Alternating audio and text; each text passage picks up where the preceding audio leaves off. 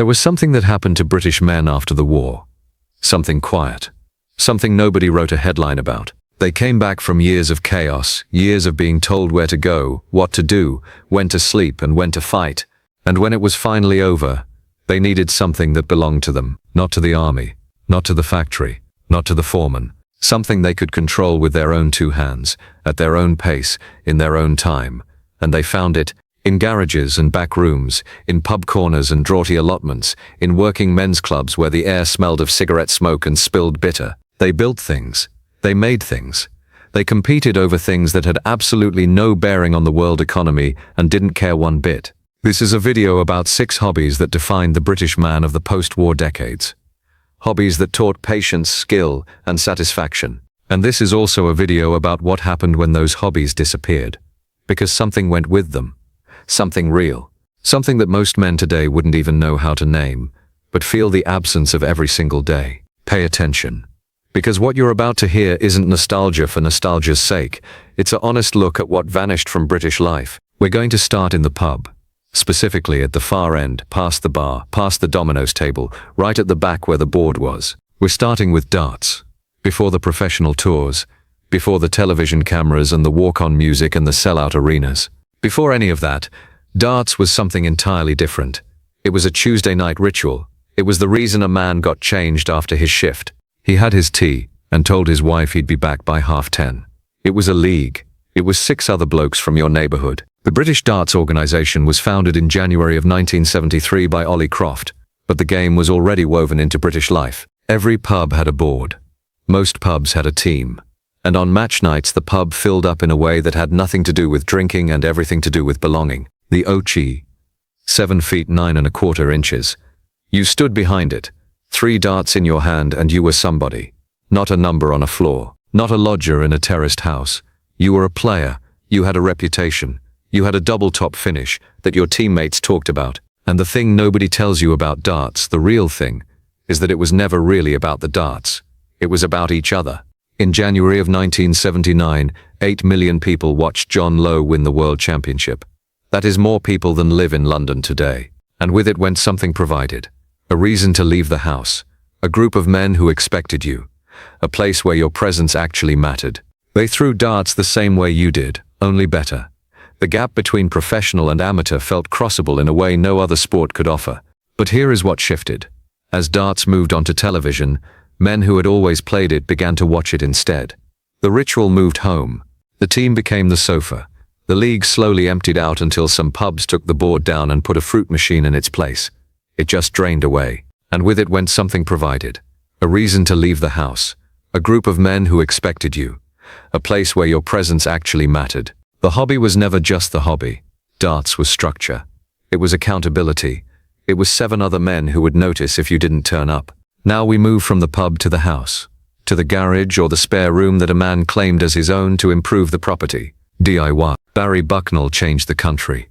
His BBC program drew 7 million viewers every week. 7 million people watching a man install a shelf. Bucknell received 35,000 letters a week. These were not passive viewers. They watched, put the TV off, went to the shed and had a go.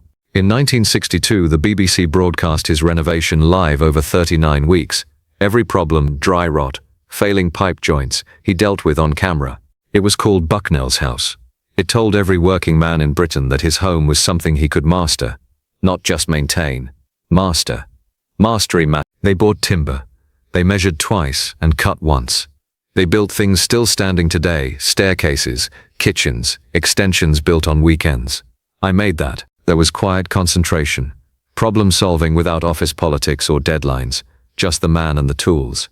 Hours would pass unnoticed until dark. Psychologists call it a flow state. Complete absorption. These men were accessing it every weekend for free, in their own homes, without a name for it. The tragedy is not that DIY disappeared. It changed. The ambition shrank. Flat-pack furniture arrived, and with it a different relationship to making. You followed the picture. Used the Allen key. You did not need skill or patience. You needed 45 minutes and calculated frustration. A product. One had made something. The other had constructed a product. The difference is larger than it sounds.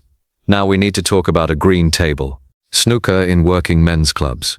Before television, it was a game of character for ordinary men. Then came the 1969th of July and color TV. David Attenborough commissioned Pot Black to show why public needed to upgrade their sets. A green table, red balls, visually perfect.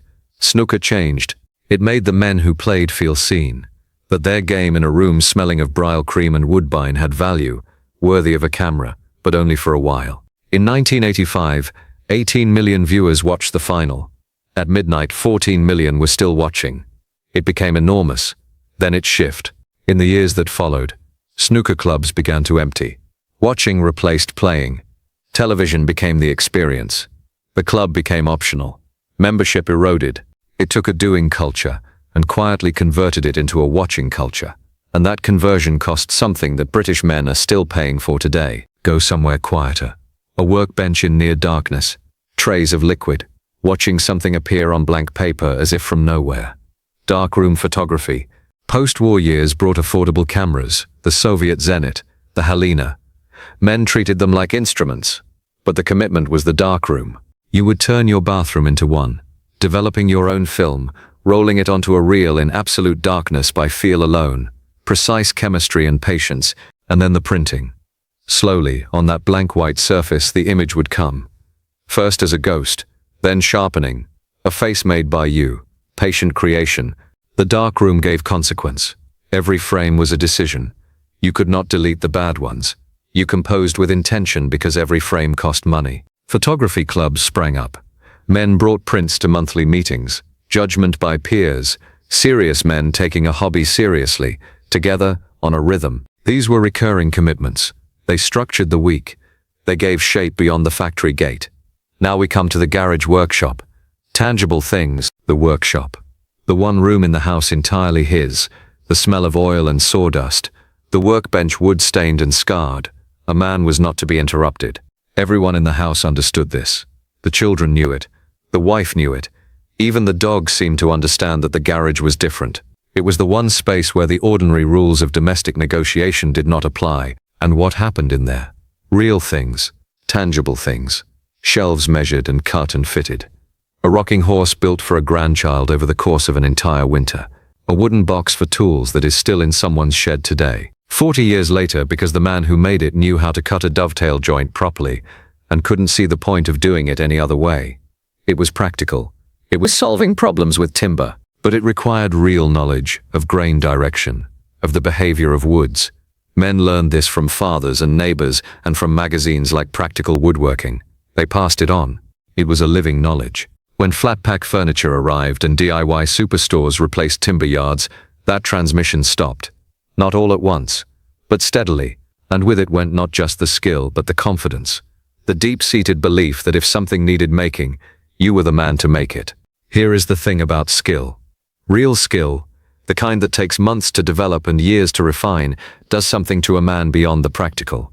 It gives him an identity that exists completely outside of his job title. A man who is good with his hands in the workshop is good with his hands whether he's a foreman or a clerk, whether business is up or down. Now let us talk about the working men's clubs themselves. The movement dates back to the 1860s, originally encouraged as a place where working men could socialize without the temptations of the gin house. By the mid-20th century, these clubs were at the heart of industrial communities, from County Durham to South Wales, from Lancashire to the Black Country. They offered cheap beer, entertainment, and something far more important. They offered a place where a man was known. Not known in the vague modern sense of having followers. Known in the specific sense of being a member of a community where people noticed whether you were there or not.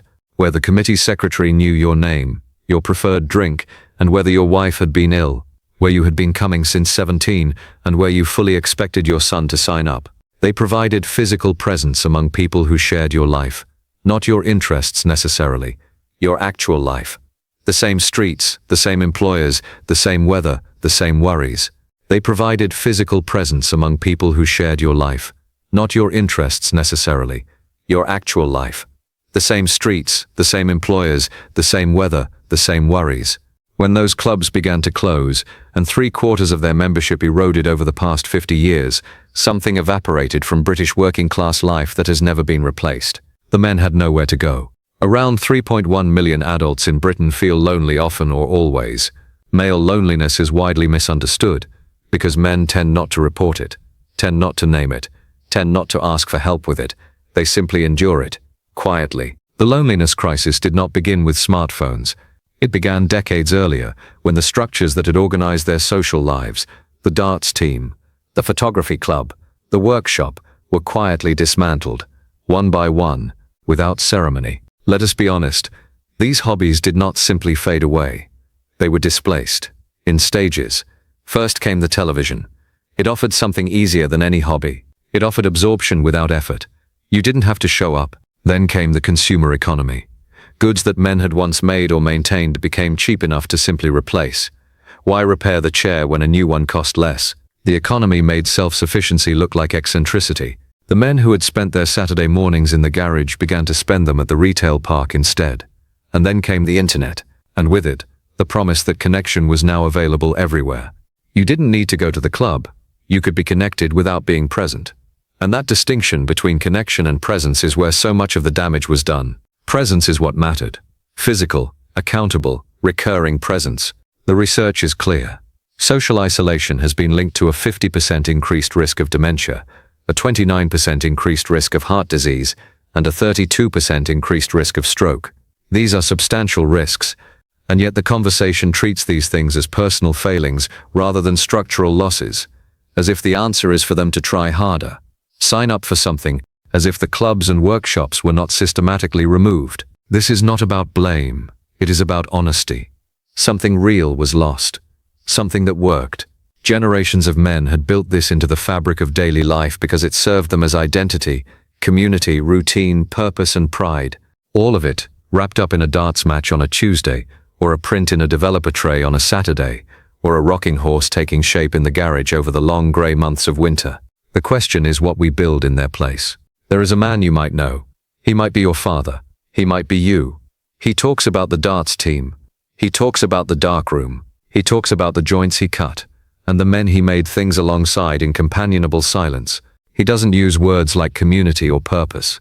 He just remembers them with a warmth that nothing else in his life quite matches.